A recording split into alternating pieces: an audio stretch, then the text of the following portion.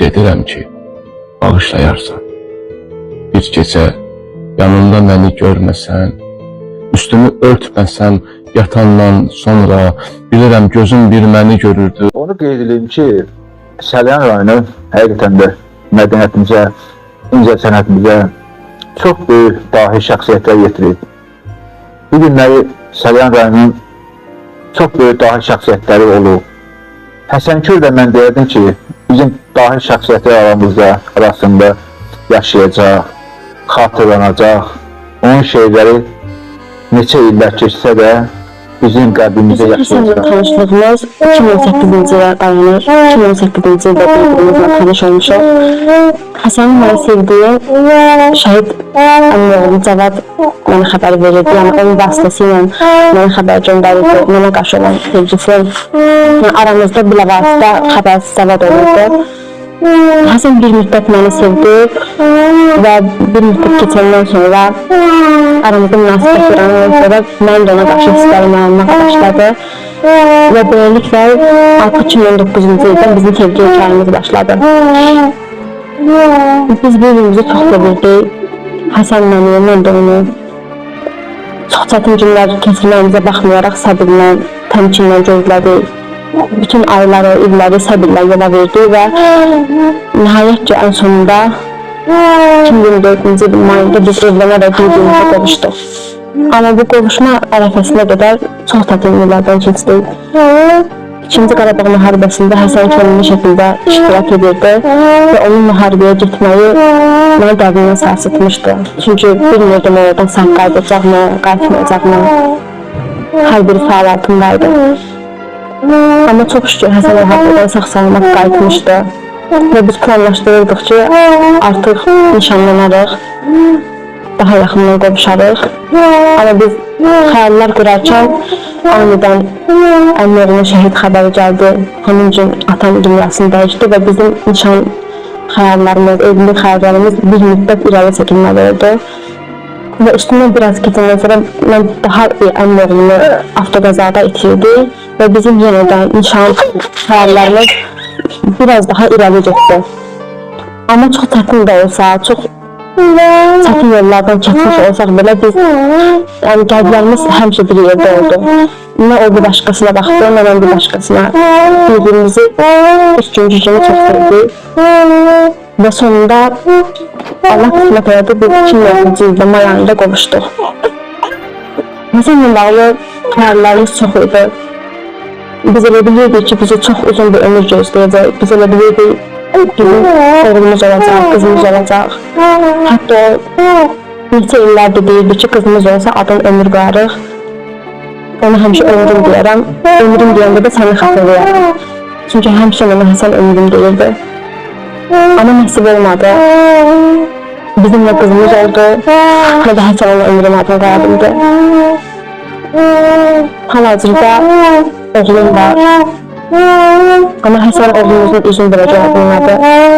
Təəssüf ki, qurduğumuz bütün xəyallar Həsənlə bir yeri torpağın altına bastırırdı.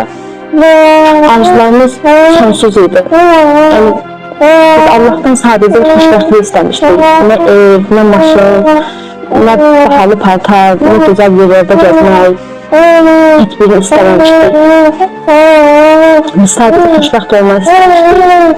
Amma nəsib olmadı. Nədim ki, Allah'ın bildiyi var. Nədim ki, Allah'ın yazdığı qismət daha xeyridir. Və bugünkü gündə mənim bu həyatda sadəcə yeni itirmək üçün iki böyük misyon var. Birincisi odur ki, Allah'a layiqli bir insan kimi yaşamaq. Layiqli bir insan kimi yaşayım ki, ahirətdə Allah Həsənlə bizi yenidən qovuştursun. İkinci ən böyük misyondur ki, Həsənə görə getdiyi əmanətim ki var. Gözlərine baxanda sevgisini hiss edədiyim oğlum ki var. Onu Həsənlə qurduğumuz xəyallarda kimi yaşatmaq. İstər maddi, istər mənəvi şəkildə onu çox gözəl şəkildə böyütmək. Mən bilirəm ki, Həsən daima mənim yanımdadır. Mən bilirəm ki, onun yanımdadır. Yəni mən onun ruhunu bu dünyadan köçəndən bəri daim yanımda hiss edirəm. Hətta bir dəfə Onun kızının üstüne de girmişti. Demişti ki ben sənəyə çatdırken daima onun qaldığı yatdığı pəncərənin yanından daima ona baxıram. Ona görə mənə ruhum daima yanında hiss edirəm və hər zaman da onun ruhuna hər səfər oyananda da deyirəm ki, Həsən, bu gün də səni sevirəm və ömrümün sonuna qədər də səni Çarşıdan sənə layiqli bir xanımı və evladımızı da sən adıma layiqli böyüdüm. Qoy həmişə ilərdə oğluma baxıb deyəndə deyək ki, atası kimi çox mərd oğlandı, qəlbi təmizdir, mərhəmətlidir. Oğlumuzu o formada böyütməyə çalışacağım. Allah mənə bu möhləti verər.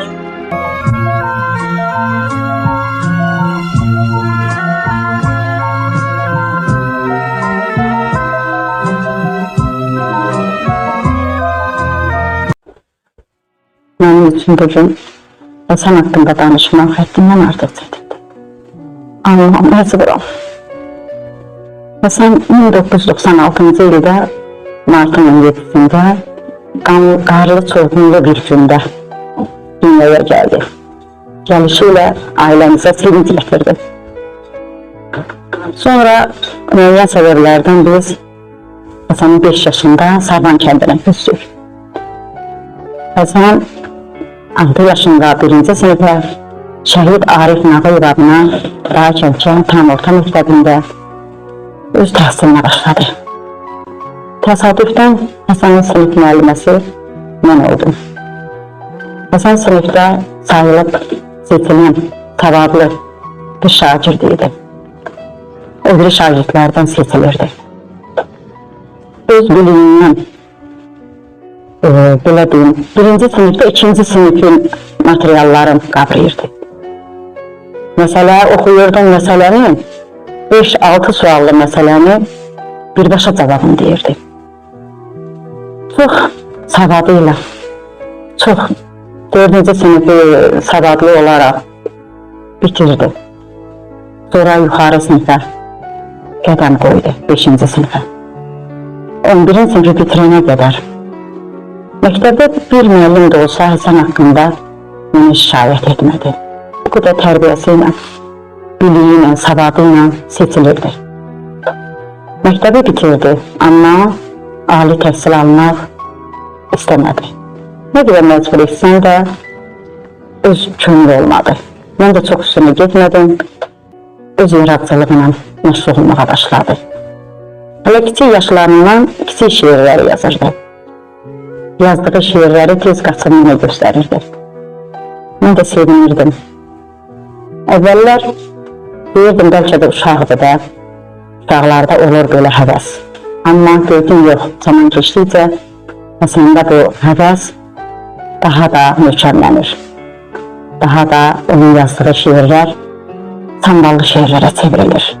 Beləliklə Həsən ali təhsil almadı, amma ali təhsilli kimi bir şəxs kimi formalaşdı. Yaradıcılıqla məşğul oldu. 3 kitab müəllifi oldu. Bir çox verilişlərdə, bir çox kanallarda tez-tez çağırırdılar. Ümumiyyətlə Həsəni tez-tez verilişlərə çağırırdılar, ondan istifadə edirdilər, onun yaradıcılığına yaxından tanış olurdular, çox sevirdilər. Həsənin şeirləri demək olar ki, bütün kanallarda Həsəni çağırıb onun şeirlərini istəyirdilər, ondan adı ilə şeirlərini deyib şeirlərini istəyirdilər. Bu da məni çox sevindirirdi, qürurlanırdım, sevinirdim. 2014-cü ildə Həsən hərbi xidmətə getdi. Hərbi xidmət zamanı da biz bir valideyn olaraq onun komandərlərini heç bir şahid eşitmədik. Həmişə qabaqda önündə olan bir əskər oldu. Onun and içməsi indiki günə qədər yadımdadır. And içməsində əskərlər hamısı bir-birinə bənzəyir. Amma ana ürəyi, ana mən dedim yox, Həsən bu sırada deyil. Başqa bir sırada dayanmışdı. Amma biz seçə bilmirdik, çünki əskər çoxdur. Nə qədər əskər varsa, hər əskərin yanında 5 dənə yanına yaxınları gələndə, valideyni gələndə əskər sayı çox idi. Beləliklə, bir haradasa 3-4 komandир çıxışından sonra gördüm ki, uca səslə deyirlər, İndi isə söz verilir gənc əskər Zeynallıya. Təbii ki, özümü saxlaya bilmədim, ağladım, amma qürurlandım, fəxr etdim. Bu gözyaşları fəxr gözyaşları idi. Ətrafımdaşılar başıma toplaşdı, nə ağlayırsan, nə baş verdi? Atası dedi ki, çıxış edən bizim oğlumuzdur. Əskəri adından çıxış etdi, Heydər Əliyevin doğum gününə təsadüf etmiş andisinə. Çıxış etdi, təbrik etdi əskərləri. İndiki günə qədər həmin əlaqələr də orada qalır. Beləliklə, Həsən günü-gündən özünə ad-san qazandı. Hərbi xidmət dövründə də, 18 ay ərzində də vətənpərvər bir əskər idi. Hərbi xidmətin başa vurduqdan sonra da öz yaradıcılığına yenə məşğul olmağa başladı. Bu yaradıcılıq tam başqa yaradıcılığı idi. O irəli gedirdi. Çox sevilirdi. Şeirləri demək olar ki, Azərbaycanın bütün bölgələrində, bütün məktəblərdə, tədbirlərdə şeirlərindən istifadə edirlər. Hər bir yerdə, hər bayramda.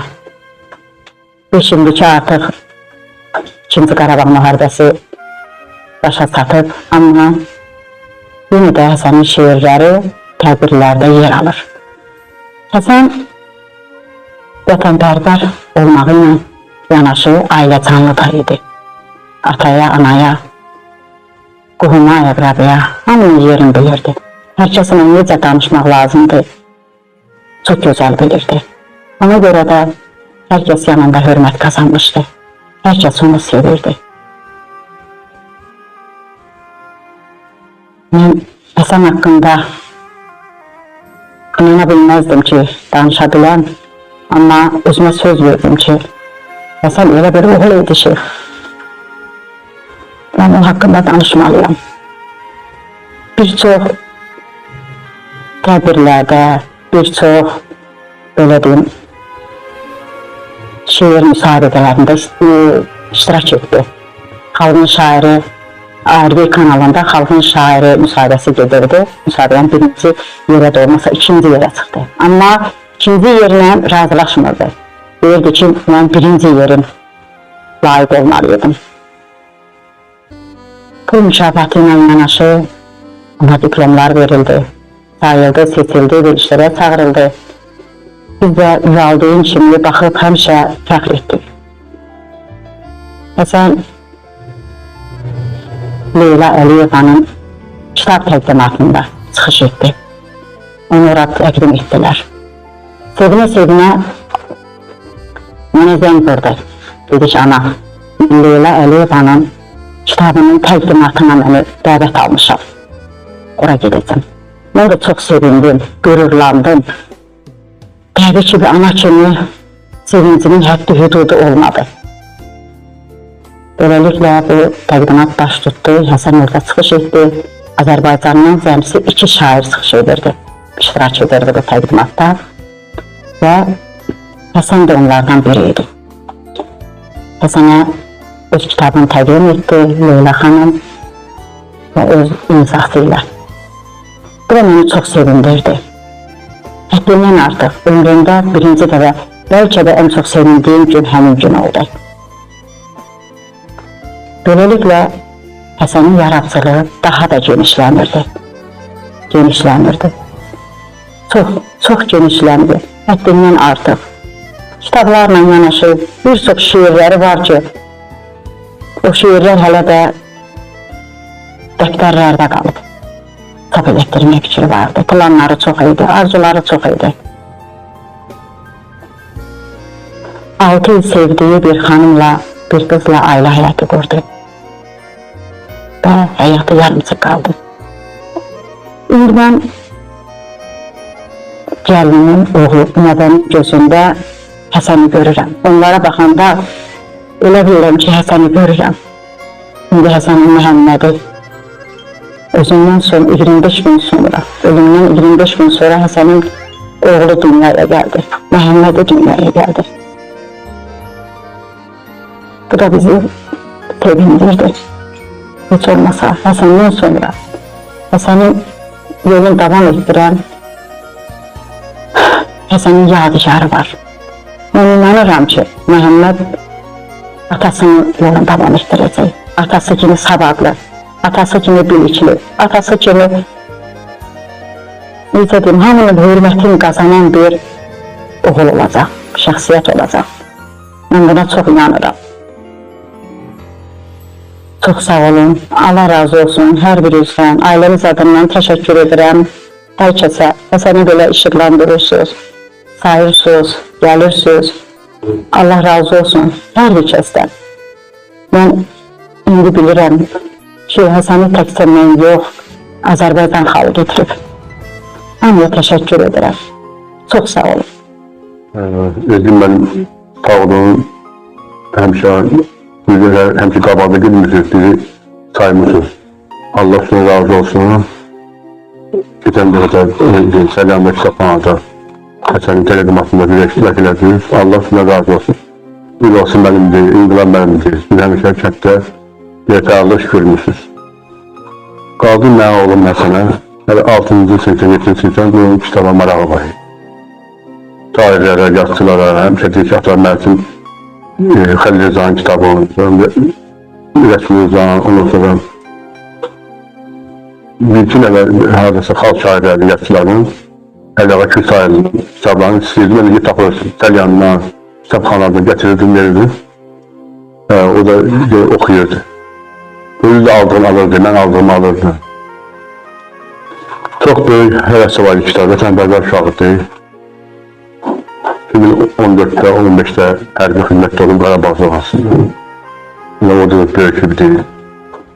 Hamısını Ağdamda, Gülümüzdə olub ulanlardı. Ondan sonra müharibə başlarında ölü köyümüz gedibdi. Nətər lazımdır, müharibədə iştirak edirdi. Allah Süleymanımıza razı olsun. Belə baxanda hamımızın borcudur, ancaq ki, o elə olacaq ki, mən nə xəbərsiz için gelmişdi, gittim dedim ki, hərbi komissarda bu Səlyan'da, könüllü adını yazdırıb, gedib. Deyəndə belə dedi ki, damatın uşağı nətəri mən dələnəcək. Dedim ki, belə balasan, bir ərtək oğlansan, deyir, ata, fərqi yoxdur. Dərdlərin də gələn vaxtları idi, yəni də onda 4 dəvli hər gəlmişdi. Allah sizdən razı olsun, Allah köməyiniz olsun. Çox əziyyət çəkdirsiniz. Allah sizin əziyyətini itirməsin. Sağ olun. Çox danışmaq olar. Ancaq ki, kitabları da belə hamısının 3 kitabı var. Özü onu çatdırıldı. Belə kitablardır. Buradakı axırıncı kitabı müharibədə elə bir yazmışdı, döyüşlər dönür. Çox həqiqətən artıq vətənpərvər uşaqdır. Dostları, tanışları çox həddindən artıq, hepsi dolasında olmalı. Tüm Azərbaycanda dünya olar ki, hepsinin artıq dostu tanışır çox edir. Mən nə danışım valla? Allah'ın verdiği, ömürlüğü bilən ki, yaşadığı evlə yaşadı. Allah bu deyirəm, bu dəyərli heç batıya göstərməsin. Çox böyük dərsdir, həddindən artıq. Yəni bir təkrar edirəm, Allah sizin köməyiniz olsun. Xoş xatirələri göz önündə canlandırmaq çox çətindir. Həsən çox güclü bir insan idi. Bu qədər yaşadığı şeye baxmayaraq, yine dimdik durmağı, həyatla mübarizə aparmağı bacarırdı. Xeyirxah insan idi. İmkanı olsa da olmasa da yine de ihtiyacı olan insanları her zaman el tutardı, kömək ederdi. Həsənin vəfatından sonra biz daha da yaxından şahid olduq ki, Həsənin nə qədər çox sevən var imiş. Onun şiirlərini beğenen, ona rəğbət bəsləyən nə qədər çox insan var imiş. Hər insana qismət olunur, vəfatından sonra bu qədər insan tərəfindən xoş sözlərlə, rəhmətlə anılmaq. Həsən bunu yaşayarkən özü qazanmışdı. Bəlkə də 80-90 yaşında bir insanın ömrü boyu qazana biləcəyi hörməti, dəyəri məsələn 29 il ömründə qazanmışdı. Keşke yaşasaydı, heç olmasa bir gün olsun həsrətlə gözlədiyi oğlunun üzünü görə bilirdi. Keşke. Mən inanıram ki, çox yaxşı ata olardı. Əsl nümunəvi ata olardı. Məhəmməd çox şanslı evladdı. Çünki onun ömrü boyunca qürur duyub, fəxr edəcək bir atası var. Mən əminəm ki, Məhəmmədi anası elə böyüdəcək ki, heç vaxt üzün görməsə belə ömür boyu ata sevgisini qəlbində daşıyacaq. Atasının ruhunu hər zaman şad edəcək. Çünki sən həqiqətən də buna layiq insan idi. Yaşamaq layiq insan idi. Allah'a çox bağlıydı. Qəlbində Allah sevgisi çox idi. Şükür sözü heç vaxt söz dilindən əksik olmazdı. Hətta xəstəxanada olarkən hələ tam hər şeyi xatırlaya bilmirdi. Amma buna baxmayaraq yine tövbe edirdi, şükür edirdi, Allah'ı çağırırdı. Hiçbir şey, bu hayattan bir Həsən Kür geldi, geçti. Bir de heç vaxt onun gibi gəldi. Şəhidlərə, şəhid ailələrinə həsr etmişdi. Döyüş və dönüş kitabında misal olaraq göstərmək olar. Məsələn, şeirlərin əksəriyyətini indi oxuduqda görürük ki, demək olar ki, əksəriyyət öz həyatı ilə əlaqədardır. Məsəl üçün, bəzi şeirlərini son misralarını demək istəyirəm. Məsələn, deyir, indi sən həm anasan, həm atasan. Bu şeiri şəhid ailələrinə həsr etmişlər, şəhid yoldaşlarına. İndi baxırsan ki, öz həyatı ilə əlaqədardır, öz yoldaşı ilə, öz övladı ilə. Məsələn, bir şeirində deyir ki, atın ölməyibdir, xəstədir qızım. Yəni, insan əlbəttə bilə bilməz həyatda başına nə iş gələcək. Amma bu qədər olmaz, bütün şeirləri öz həyatına gətirib çıxartsın.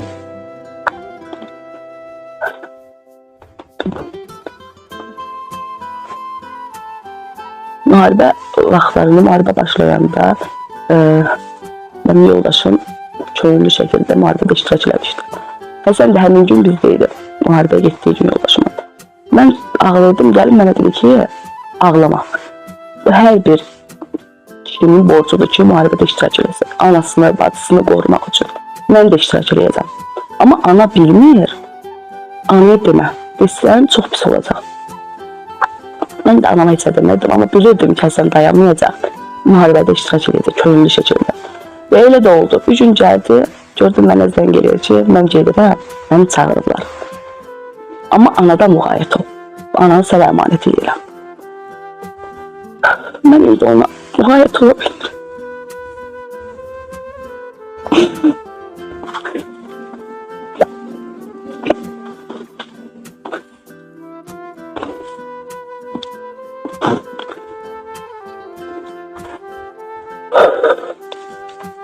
Həsənin yoxluğu çox bilmirəm.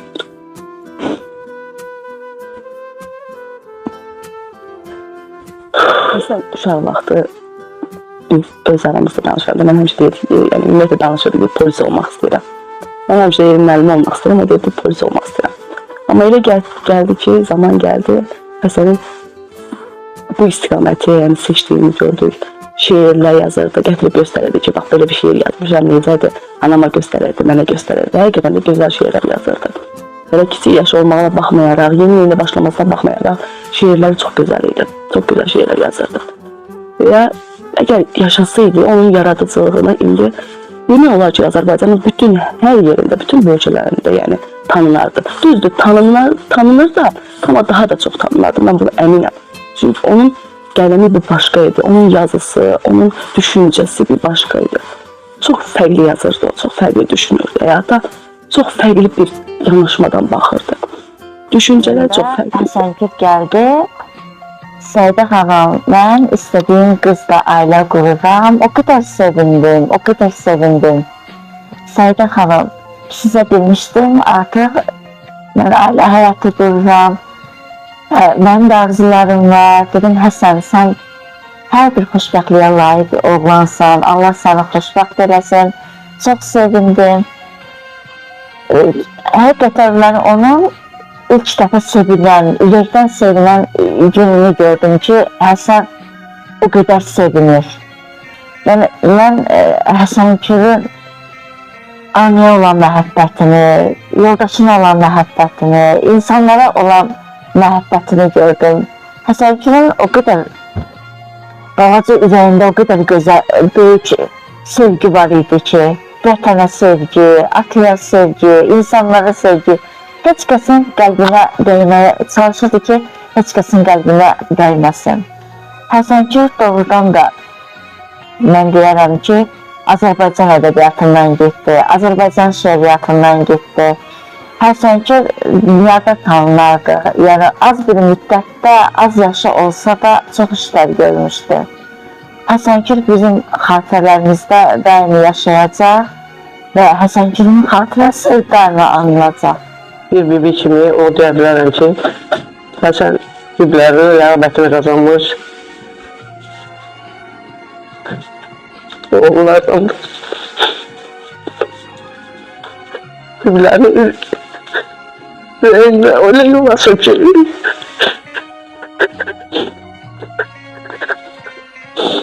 Həsən bizim hamımızın gözünde bir parlak güneşin çıktığı anda kısıldı. Bu bizim qəlbimizdə həmişə yaşayacaq. Qabaqda bayramlar gəlir, biz Həsənliklə də gözləyirik. Elə bilirik ki, gəl gedəcək, hamımızın evini bizə yoxlayacaq bilir. Həsən çox mərd evlad olub. Özü başına köylü, cəhəyə gedib, döyüşə gedib. Ancaq oradan da gələcən qəşirdir, biblərim darıxmasın. Hamımızı bizə yoxlayacaq. Çox yaxşı evlad olub. Atasının anasının gözünə çox, ancaq atasının anasının gözünü çox tez yolda qoydu. Güneş kimi tez parladı, tez də söndü. Allah onun balasına öz ömrünü versin. Onların gözlərində onu elə çıraq eləsin ki, onların yadından çıxsın. Çıxmayacaq, ancaq ölaxdır. O balaca Məhəmmədi gəlib bu həyətdə oynayan görə gəlmişə. Allah atasına, anasına da, qardaşıma, yoldaşına da səbir versin, böyük səbir versin. Allah'tan bunu arzu edilir. Çox danışmaq olar. Həsən Gül bizim qəlbimizdə, xatirimizdə əbədi olaraq bir şair kimi, rejissor kimi yaşayır.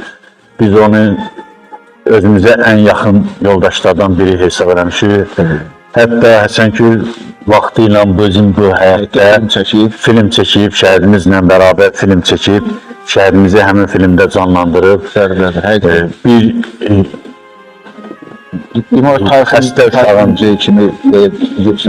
xəstə uşağın xilasından ötürü, xilas olmağının ötürü, xilas adlı bir senari əldə edib. Bizim şəhidimiz də o senaride iştirakçısı olur. Həm də Həsən Gül bizim Vətən müharibəsi iştirakçısı olub. Vətən müharibəsində gördüklərini qələmə alıb, o cümlədən şəhidlərimizin haqqında da kitab dərcələyib. Həsən Gül bizim qəlbimizdə əbədi olaraq yaşayır, yaşayacaq, daima da biz onun xatirəsini uzatdıracaq. Həsən Gül hər zaman da şəhid atalarının yanında idi. Allah Həsən Gülə rəhmət eləsin, şəhidimizə rəhmət eləsin. İlahi amin. Bu evdən ki, çox xatirəsi var. Çünki Həsən Gül evdə film çəkir. Filmdə də şəhidimiz Cavadın rol oynayır. Allah şəhidimizə rəhmət eləsin, şəhidimizə rəhmət eləsin. Həqiqətən də. Həsən Gül haqqında danışmaq çox çətindir. Həsənlə bağlı mənim çox xatirələrim var. Həsən mənim oğlum Cavadla aralarında yaş fərqi olsa da möhkəm dostluq bağ var idi onların arasında. Möhkəm dost idilər, yoldaş idilər. Vaxtaşırı Həsən bizdə olardı, Cavadla söhbətləri olardı. Bir gün Həsən Cavada deyir ki, mən xilas filmi çəkmək istəyirəm. Sənə də orada Cavad bir film çəkməyi təşəbbüsü irəli sürmüşdü. Həsən arzusu baş tutdu. O xilas filmini çəkdi. Çox da gözəl alınmışdı. O film çekiləndən sonra, orada Cavadlar rol vermişdi. O film çekiləndən sonra bizim xalqımız, kəndimizin vətəndaşları dəstək olub pul kömək elədilər. Nihatcan pul yığıldı. Allah Həsənindən razı olsun və onun ruhu şad olsun. Biz ondan razıyıq, qoy onun da ruhu bizdən yana şad olsun. Həsən çox gözəl şair idi. Həsən çox gözəl yazar idi. Gənc şair idi. Çox heyf ki, talih onu belə bir sınağa çəkdi. Bizim onun yazarına, o kitablarına çox ehtiyacımız var idi. Bizim şəhidlərimizin haqqında çox gözəl bir kitab qələmə almışdı. Cavad şəhid olmuşdu artıq o müharibədən qaydanda. Hamımızın bildiyi kimi 2-ci Qarabağ Savaşında Həsən könüllü getmişdi müharibəyə. Döyüş yolu keçmişdi. Şərəfli döyüşmüşdü. Müharibədə iştirak eləmişdi.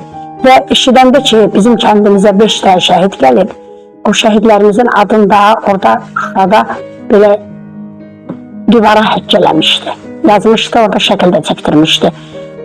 O qaydanda artıq Cavad şəhid olmuşdu. Gəldi məndən müsahibə aldı. Döyüş kitabın qələmə aldı Həsən Kür. Yaxşı da yazmışdı şəhidlərimizin haqqında, müharibə haqqında, döyüş haqqında, qalibiyyət haqqında. Allah ruhunu şad eləsin. Çox heyf ki, Həsən bugün aramızda yoxdur. Sonra Həsən sevib seçdiyi xanımla, mənim qaynımın balasıyla, qızıyla ailə həyatı qurdu. Çox xoşbəxt idilər. Amma talihin amansız oyunu onu bizim aramızdan apardı, çox heyif. Bugün ruhu şaddır, dünyaya bir oğlu gəlib, adını özü qoymuşdu Məhəmməd. Bizim də əlimizdən gələn odur ki, xanımına dəstək olub, o körpəni layiqincə böyütmək. Həsən insan kimi insan idi, şair kimi şair idi, oğul kimi oğul idi. Allah onun ruhunu şad versin. Benim için ben de sizden razıyım. Çok sağ olun götürüp, yani bu hemşe bizim bu Həsən Kürkü hemşe yad ediyorsunuz. Azerbaycan halkının hemşe razıyım. Sağ olsun ki, belə vətənbəri uşaqları, belə şairləri uşandırırsınız. Bir əmin kimi nə deyə bilərəm, o həqiqətən də ölməli olanda öyle düz deyil. Ben tərifləmək ibarət demirəm. Hamı bilir ki, o necə oğlan olur, necə evlad olur. O oxuduğu məktəbdə də 1-ci sinif əvəzinə 2-ci sinifin dərsini bilirdi. 3-cü sinif əvəzinə 4-cü sinif dərsini bilirdi. Həmişə müsbətdən uğurlu. Ona görə ki, o ölməli, heç vaxt ölməli olan olmayıb o. O 2020-ci ildə də öz köyü ilə hərbi xidmətə getdi. Öz xahişi ilə. İndi o müharibət də hamının borcudur. Bütün evlatların borcudur ki, geçsin hərbi xidmətə görə. Bu isə öz köyündən getdi. Orada bir özünə bir hörmət qazandı. Axırda da qazıda kimi qayıtdı. Gələndən sonra bu evə düşdü.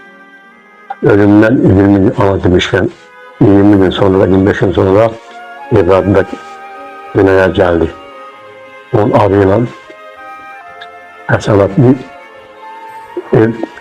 evladındakı Məhəmməd adını qoymuşuq. Onun olsun ki evladı Şair Həsən Kür. Bizim Həsən Kürlə o qədər yaxın bağlarımız var idi ki, o qədər mehriban idi ki bir-birimizə. Mən şəxsən o insan barədə rəsmi danışa bilmirəm. Çox ailə canlı biri idi, həqiqətən. Çox mehriban idi dostuna, tanışına, ailəsinə. Bəzi insanlar var, yaşamıyla dünyadan köçməyinin heç bir fərqi olmur. Amma Həsən Kür elə bir insan idi ki, elə bir şair idi ki, doğrudan da çoxumuzun həyatı dəyişdi onun dünyadan köçməklə. Məkanı cənnət olsun, ruhu şad olsun. Allah yaxınlarına, əzizlərinə, onu sevənlərə səbir versin. Ruhun şad eləsin. Allah atasına, anasına, yoldaşına, qaynəsinə səbir diləyirəm. Nətər deyim, mən Həsənkürü çox elə xeyirxalq insan bilmişəm. Çox hamiyə xeyirxalq, hamiyə can yandıran, hamiyə nətər deyim, ürəyin istədən, sevindirən insan olub. Mənim də qaynımın qızını aldığına görə ondan çox belə xoşum gəlirdi. Belə insan adam olduğuna xoşum gəlirdi ki, Həsənkür belə oldu. Nətər deyim mən? Həsənkür şəhid analarına, qazilərimizə, hər evdə bir kitab qoyub gedib şəhid analarına. Elə deyirdi ki, mən şəhidlər gələndən sonra mən əlimi qaxırıb oynamaq istəmirəm. Elə uşaq idi o. Elə mehriban uşaq idi. Sağ olsun, var olsun, yenə də Allah yerin cənnətlik eləsin. O arzusu yerində qaldı, arzularına çata bilmədi. Körpə balasına əli çatmadı, görə bilmədi. Adını da Məhəmməd qoymuşdu. O paltara baxa-baxa deyirdi ki, Məhəmmədimiz olacaq. Allah onun ruhunu şad eləsin, məqamını üzə eləsin, şəhidlərin də məqamını üzə eləsin, qazilərimizə can sağlığı versin. Allah sizlərə də razı olsun. Elgün müəllim, ilk öncə mən sizə təşəkkür edirəm ki, bu Həsənkür haqqında bütün tədbirlərdə iştirak edirsiniz, çəkilişlər aparırsınız. Həmçində balamıza qardaşım, Allah sizdən razı olsun. Bugün də biz yinəsiz. Mən Həsənkürü özümə əmoğlu yox, bir qardaş kimi hesab edirdim. Yəni, Həsənkür də tək oğul idi, mən də. Yəni,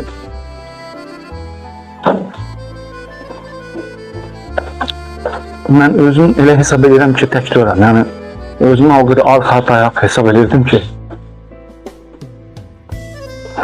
üzr istəyirəm.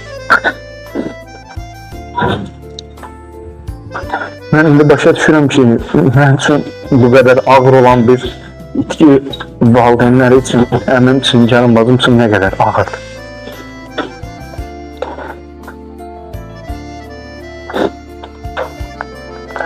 Yəni, həqiqətən çox ağırdır mənim üçün. Yəni, mən həssas yerim olub, amma olub mənim.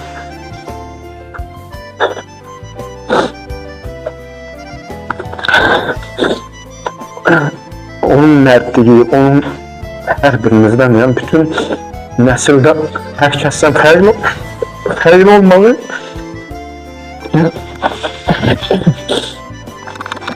Çox ağırdır həqiqətən. Yəni, onun haqqında o qədər fikirlər bildirə bilərəm ki, yəni o bütün vətən haqqında, bütün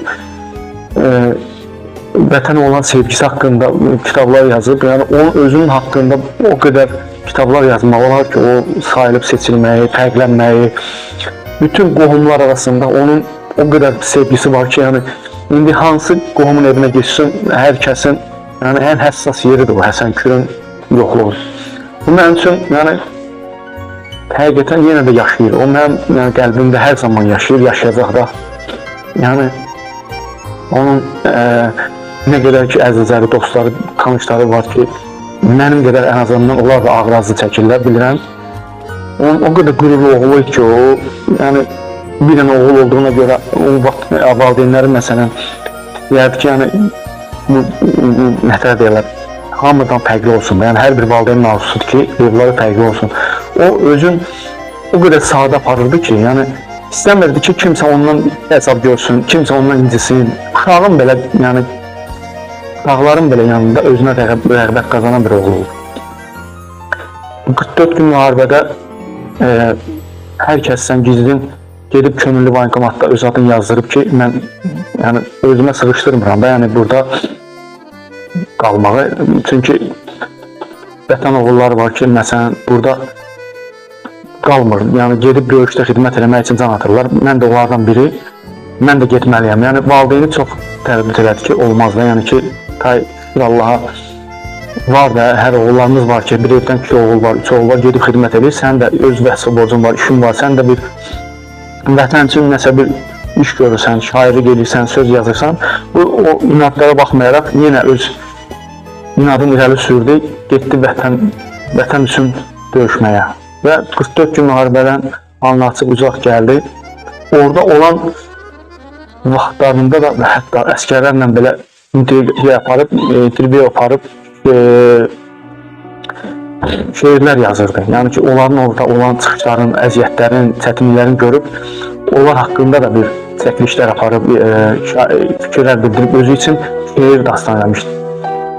Yəni ki, mən oturub səhərə kimi onun haqqında söz danışa bilərəm. Həqiqətən, o hamımızdan, bütün qohumlarda olan nə qədər ki, mənim üçün bir oğullar var, hamımızdan fərqli bir oğul idi. Yəni, məqsəm mən çox istəyərdim ki, onun kimi bir oğul olum. Yəni, nə qədər istəyirdim ki, onun kimi bir nətərdim insan olum. Yəni, o mənada ki, yəni, hər kəsin rəğbətini qazanan, uşağın belə yanında hörmət olan bir oğul idi. Ona görə, yəni, onun itkisi böyük bir ağırdı bizim üçün, çox böyük ağırdı. Yəni, mən əmmə, gəlin bacıma Allahdan dözüm, səbir arzulayıram ki, yəni, sizin üçün çox ağırdı həqiqətən. Mənim üçün nə qədər ki, yəni, danışıram, özüm gücündən toplayıram, amma çox çətindir həqiqətən. Səbir arzulayıram əmmə, gəlin bacıma, bütün əzizlərimizə, qohumlarımıza ki, bizim üçün böyük itki olub əmoğlumun yoxluğu, amma mənim üçün həqiqətən yaşayır. Çünki onun o qədər xatirələri var ki, o xatirələri unutmaq olmur. Hara gedirsən, onun haqqında danışılır. Mən özüm fəxrəndir, çünki yəni, gedirdim hansısa bir işdə işləyəndə, Həsənkür adını da çəkiləndə ki, Həsənkür bugün çıxış edəcək efirdə, mən fəxrlə durub deyirdim ki, o mənim əmoğlumdur. Deyirlər, həqiqətən mən əmoğlumdur. Yəni, çox fəxr eləmişəm. Bugünkü günəcən də fəxr edirəm ki, sizi kimi yaxınlar, dostları, qardaşları var. Bugün də onun haqqında belə bir tədbirlər işıqlandırırsınız. Allah sizdən razı olsun. Əmmə, gəlin bacıma səbir diləyirəm. Poeziyamızın layiqli nümayəndəsi Həsənkür öz dəsti xətti ilə, şeirləri ilə Səlyan ictimaiyyətinin, Azərbaycan ictimaiyyətinin dəvətini qazanmış insandır. Həsənkür gənc idi. Gənc olmasına baxmayaraq çox istedadlı insan idi və o gəncliyi ilə bərabər poeziya, şeiriyyətə çox vurğun idi və onun şeirlərində həyat eşqi, yaşayış eşqi, vətən eşqi, torpaq eşqi çox güclü idi. Və təsadüfüdür ki, Həsənkür Səlyanımız mərkəzləşmiş kitabxanasında Xəlil Rza Ulu Türk dərnəyi yaratdı. O dərnəkdə nə qədər gəncləri yığdı, nə qədər şeiriyyəti yaşatdı. Həsənkürlə mənim çox xatirələrim var. Bütün tədbirlərdə Həsənkür mənlə birlikdə oldu. Mən xatırlayıram, Sərvan kənd orta məktəbində kitab təqdimatı günlərində Həsənkür bir kitab gətirirdi. Firdevsi müəllim, mən bura xeyli kitab gətirmişəm. Mən də evdən onun həvəslənirdim.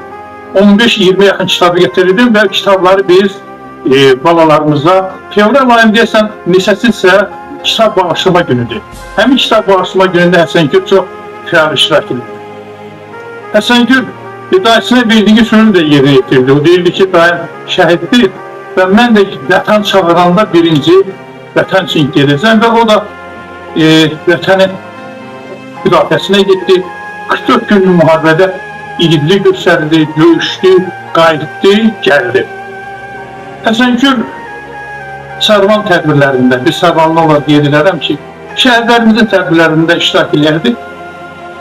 Və mən çox fəxr edirəm ki, günlərin birində, 20 yanvar tədbirin birində Həsənkürlə yanbayan dayandı və Həsənkürün şeiri mən orada əzbər söylədim və ruhu şad olsun. Allah şairimizin o balası ki qalı Məhəmməd onu minbudağın etsin. Atası kimi el məhəbbəti qazanan bir gözəl şair. Allah mərhum şairimiz Həsənkürün ruhunu şad eləsin. Allah yerin bəxşid eləsin inşallah. Həsənkür haqqında çox söz danışmaq olar. Həsənkürün xatirələri, əziz xatirələri bir cümlə ilə bitməz. Həsənkür həm bizim söz dostumuz idi, həm də öz dostumuz idi.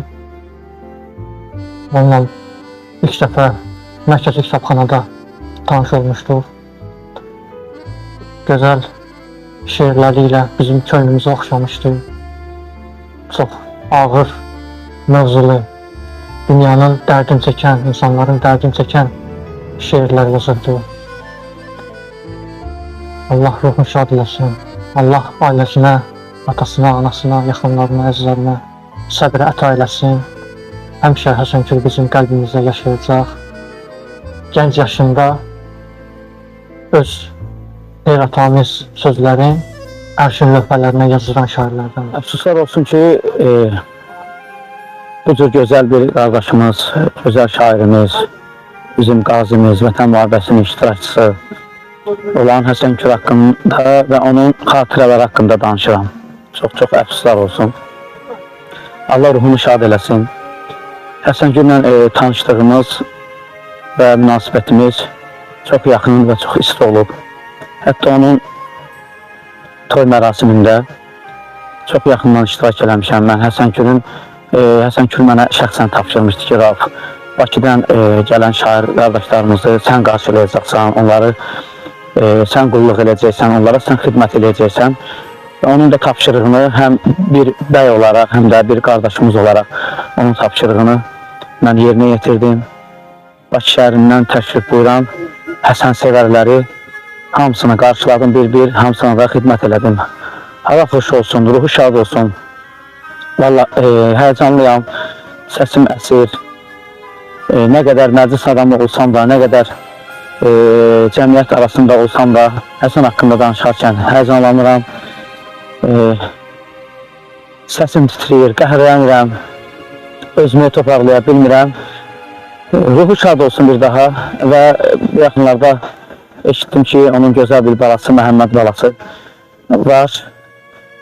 Hamının dediyi kimi mən də qeyd eləmək istəyirəm ki, Məhəmməd balamız gözəl boyatsın, sağlam bala olsun, Həsən kimi, Həsənin adına layiq vətənimizə, elimizə, obamıza, xalqımıza, millətimizə, yurdumuza, ailəsinə, doğmalarına, əzizlərinə xeyirli övlad olsun, xeyirli insan olsun inşallah. Həsən qardaşımız da ruhu bir daha şad olsun. Həsənkül haqqında mən onu deyə bilərəm ki, bizim ismi münasibətlərimiz ta uşaqlıq illərinə söykənirdi, qohumçuluq ailəmi. İndi onun haqqında müsahibə vermək, danışmaq mənim üçün çox ağırdır. Və onunla görüləsi işlərimiz var idi. Ümid Sadə, Etibar Qoca, Ramil Azad. Təqdir ilahi bu qismət olmadı. Həsənkül 44 günlük müharibə iştirakçısı idi. Mərkəzi kitabxanada Xəlilzə Ulutürk adına dərnəyin rəhbəri idi. Həsənkül onu da deyim ki, müharibə iştirakçısı olmağa baxmayaraq, müharibə şəraitində də şeirlərə müraciət etmişdi. Və mən Həsənkülü buradan sevənlərə, ailə üzvlərinə, yaxınlarına, doğmalarına baş sağlığı verirəm, huzur xatlığımı dilirəm. Allah bir daha rəhmət oğlu deyəcək. Bilənlər bilir və bizim yoldaşlar bilirlər bunu. Həsənkül həqiqətən çox istedadlı insan idi.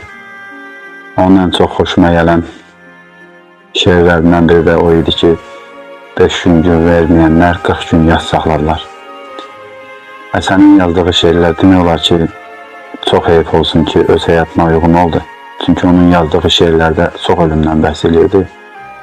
Heyf özünə məxsus oldu. Həsən həqiqətən də çox dəyərli insan idi, dəyərli qardaş idi.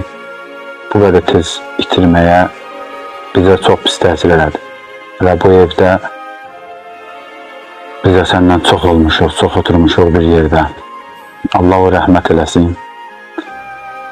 Allah onun övladına elə özü kimi oğul olmağı qismət eləsin.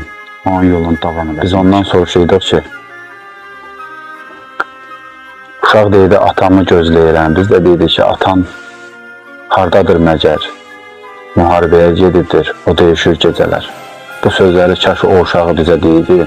Həsən öz sözləri ilə bizə deməydi.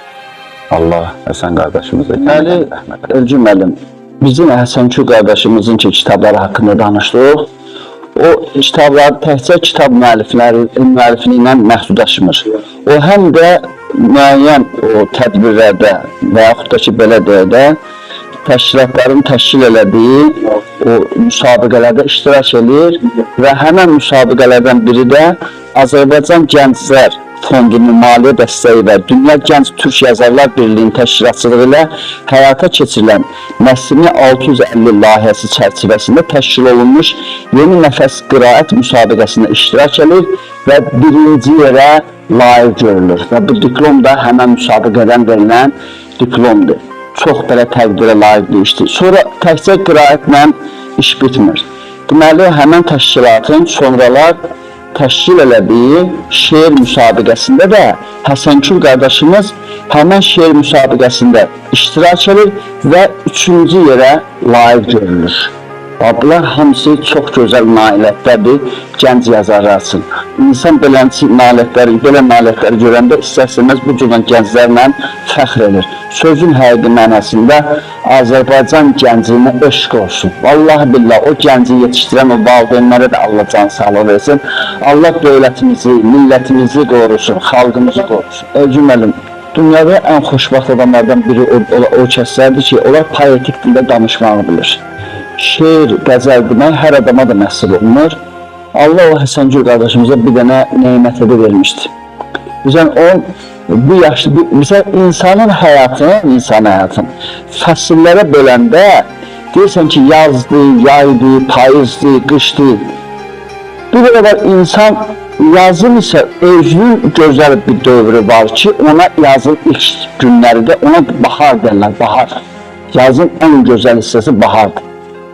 Mən nə qədər qəmli də olsa, ürək yanıcı deyəcəm, Həsənkül elə bir nəinki ömrünün yaz çağında, ömrünün yazın bahar çağında dünyasını dəyişdi. Və bu az yaşına baxmayaraq, məsələn, bu günlər çox yazarlar var ki, neçə ildə o işlə məşğuldular, kitab çap elətdirə bilmirlər və yaxud da ki, yazıçılar birinin üzvü ola bilmirlər, tanına bilmirlər. Amma Həsənkül qardaşımız üçün Allah Teala bir yol açmışdı ki, qısa bir müddətdə 3 kitab müəllifi bu yaşda gəncin böyük bir nailiyyətdir. Tikanlı Məftillər, Həsənkülün müəllifliyi ilə bu belə də kitabın biridir. İkinci kitab Boyat Dərdin üstündə kitabıdır ki, bizim qardaşımız da bunu öz dəsti xətti bilinən bir yazısı kimi bunları qələm alıb və Döyüş və Dönüş. Bu isə onu müharibə dövründən əlaqəli olan yazdıqlarıdır. Allah billah, mən onu efirlərdə görəndə, məsələn, təsəvvür elə, Şuşada çıxış eləyən Sarvanlı və yaxud Səlyanlı, gənclər, bölgələrə bölünür. Amma bu Sarvan kəndi üçün, bizim region, Səlyanımız üçün fəxirdir.